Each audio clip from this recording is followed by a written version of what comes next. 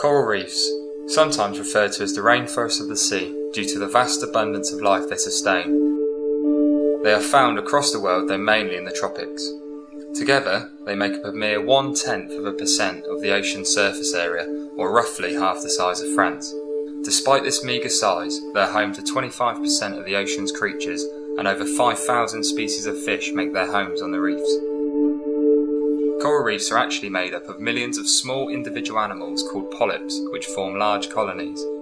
Each polyp secretes a hard carbonate exoskeleton, which provides support and protection for the body of each polyp. When a polyp dies, new polyps build their exoskeleton on top of the old one. Over time, new reefs are formed. Coral reefs are located in areas where the seas are warm and relatively shallow, with the optimum temperature being between 26 and 31 degrees centigrade.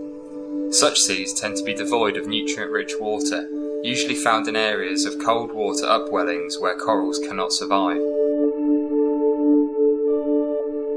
Because of this, corals have adapted a mutually beneficial relationship with algae to provide their food source. Inside the sac of each coral polyp lives a one-celled algae called zooxanthellae. The algae gives off oxygen during photosynthesis and provides energy that the coral polyp needs to live. In return, the polyp gives the algae carbon dioxide and nitrogen, as well as a protective home within the carbonate exoskeleton. That is why coral reefs grow so near the surface of the water where it is sunniest. The algae needs sunshine for photosynthesis. The relationship between the coral polyps and zooxanthellae is a form of symbiosis. Symbiosis literally means living together and describes relationships between different species. There are 3 types of symbiosis. The first, as in the case of coral polyps and zooxanthellae, is called mutualism. This is where both organisms benefit from the interaction with the other, and neither organism is harmed in the process. Mutualistic relationships can be either facultative, where the relationship is not essential for the survival of either species, or obligate, where the interaction between the 2 species is essential for both their survival. The example of the coral and the algae is an example of obligate mutualism, where without one another, both will die. This explains why coral reef ecosystems are so fragile, given the narrow environmental parameters in which they can flourish. Many of the other plants and animals that live in and around the coral reef have also evolved symbiotic relationships to help in the struggle for survival in what is a deceivingly hostile habitat. One of the most iconic symbols of symbiosis on the reef is that of the clownfish and the stinging anemone. In this mutualistic relationship, the anemone provides a protective home for the clownfish, which is not affected by the stinging cells of the anemone as are other fish. It is believed that the clownfish have evolved a special mucus which is gradually acclimatised to the anemone's sting, so that it no longer views it as prey. When the anemone catches a fish in its tentacles, the clownfish eats any scraps that are left and also feeds on the particles excreted by the anemone. They also keep the anemone free of parasites and algae. In return, the anemone is protected by the clownfish from its predators, and they have also been documented catching fish and feeding the anemone.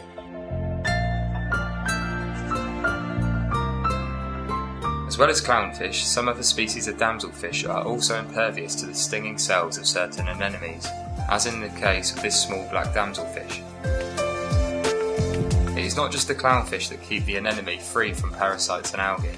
As demonstrated here in this carpet anemone, the saddleback clownfish are ever present, but in this case so are a number of small glass cleaner shrimps, delicately combing the surface of the anemone for any small morsels of food.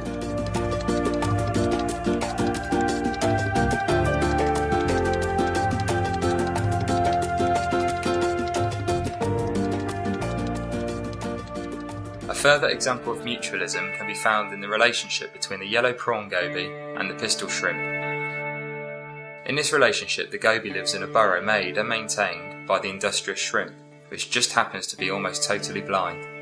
Thus, when it emerges from the burrow with its recent excavations, it is open to predation. This is where the goby steps in, by becoming the eyes of the shrimp, in return for the protection of the burrow. The shrimp will usually keep an antenna in constant contact with the goby. If the goby senses danger, it beats its tail against the shrimp's antenna, signalling for it to retreat into the burrow, followed by the goby. As well as being provided with a home, the goby also feeds off small invertebrate exposed by the shrimp's work. It Examples so far have involved symbiotic relationships between two separate species. However, some mutualisms extend beyond this relationship between numerous species. An example of this is the occurrence of cleaning stations on the reef. Fish and other species often travel for considerable distances to attend these cleaning stations, where tiny cleaner wrasse or bronze cleaner partner shrimp swim and hop into the open mouths and gill slits of the fish. Whilst doing this, they remove growths and parasites from the fish that would otherwise cause them illness or harm. The amazing thing about this relationship is that often these fish are predatory and would normally eat smaller fish and crustaceans like the cleaners. At the cleaning stations, however, there is no risk of predation, as the fish patiently wait for the cleaning to be completed. Some instinct tells the larger predators that the cleaners are providing a service that they cannot do without. The cleaners benefit by obtaining a free meal, and the fish benefit by being kept clean and therefore free of illness.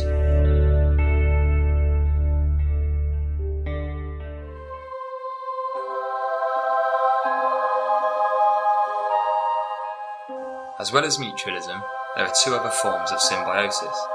Commensalism describes a relationship between two organisms where one benefits and the other is not significantly harmed or helped. An example of this occurs where remora fish attach themselves to the bodies of large pelagic fish such as whale sharks. They attach themselves via a large suction pad on their head, which does not harm the shark.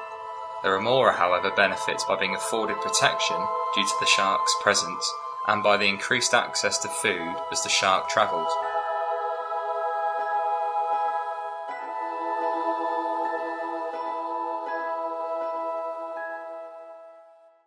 Another form of commensalism is called metabiosis.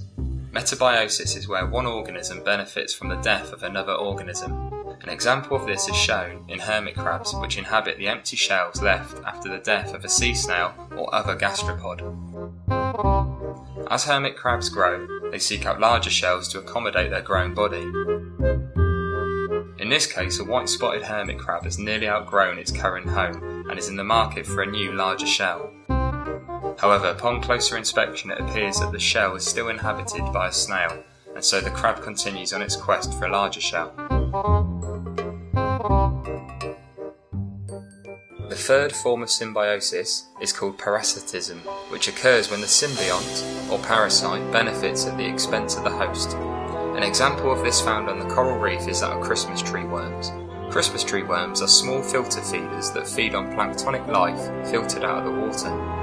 They settle upon coral and bore into the hard coral shell by secreting a mixture of mucus and sand. These secretions form a tube inside the coral, killing the polyps and damaging the coral structure as it does so.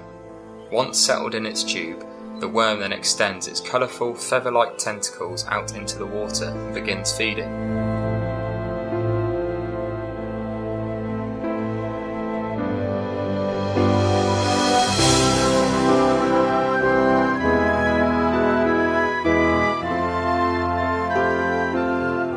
The worm benefits from the elevated position providing a good flow of water and from the protection afforded to it by its new burrow, whilst the coral polyp is killed. In order to live together, the animals of the reef employ various forms of symbiosis. The examples shown are of only a few in the web of the reef. There are a multitude of connections, and it is important to realise that all things and all the processes on the reef, as in the rainforests of the Amazon or the open plains of the savannah, rely on each other. Coral reefs and tropical waters owe their existence to a symbiotic relationship, that between the coral polyp and the zooxanthellae. Without this mutually beneficial relationship, the whole web of life on a coral reef would fall apart. If we fail to act and do not strive to protect these habitats, the effects will be disastrous for us all.